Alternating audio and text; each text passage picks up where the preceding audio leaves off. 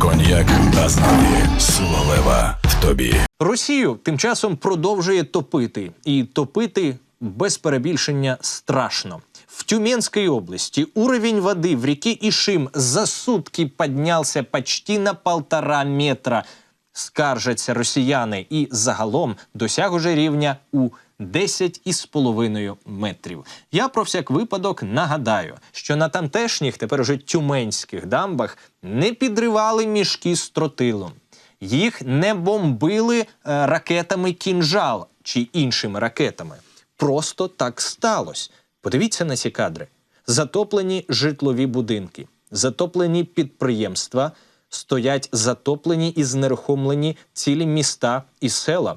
Аж автошляхи, поля, ліси – усе це зараз під водою на Тюменщині. Ну, тобто воно все рухається, воно все подорожує Росією. Сама природа натякає росіянам: СВО пора заканчивать, и так делать с украинскими дамбами, как вы делали, нельзя.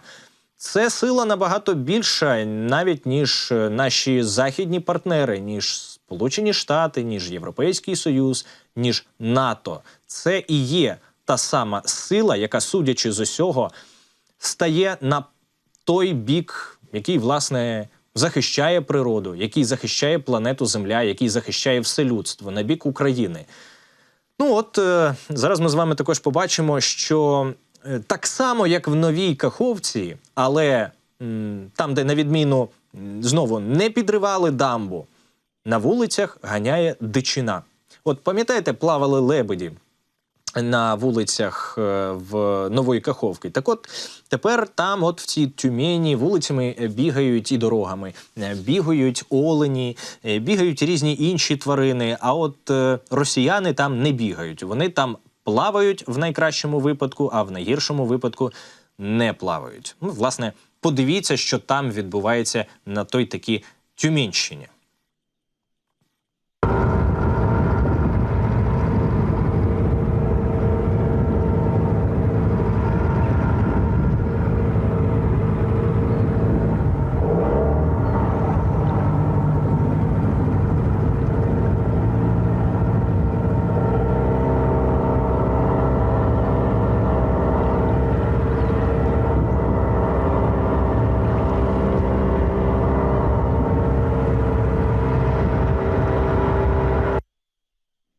Ну то що?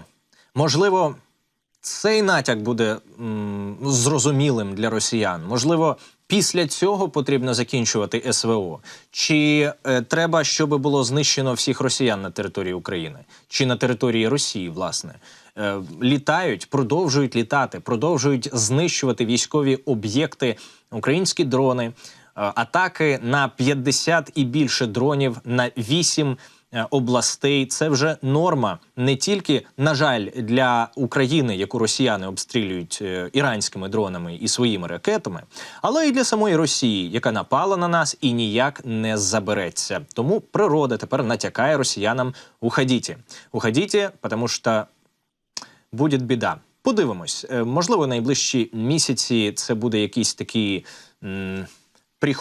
приход інтелекта в черепні коробки тих, з ким ми воюємо, але не факт. Не факт, тому що знову карма настигла російського окупанта разом із його родичами, знову в їхній дім прийшла біда. Російського окупанта знову обікрали. Це стало страшною проблемою для його родини, для його матері. Ну, до речі, він загинув, але на цьому вони якось не акцентують увагу. Більше на меблях. Послухайте цю історію. 19 января мой сын погиб. После всего этого не прошло еще 40 дней, его девушка вынесла всю мебель с его квартиры. 20 февраля мы подали заявление в 3-й отдел полиции, но до сих пор никаких мер не принято. В уголовном деле нам отказано.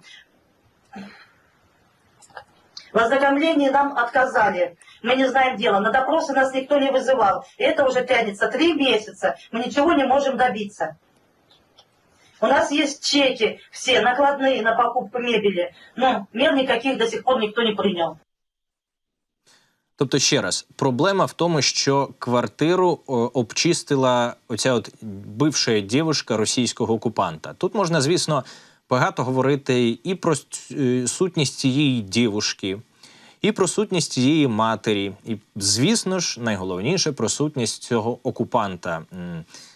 Фасадну частину голови теж можна було бачити на цьому відео. Ну, тоді, коли він був ще живим окупантом, поки він ще намагався вбивати українців або ж готувався до цього.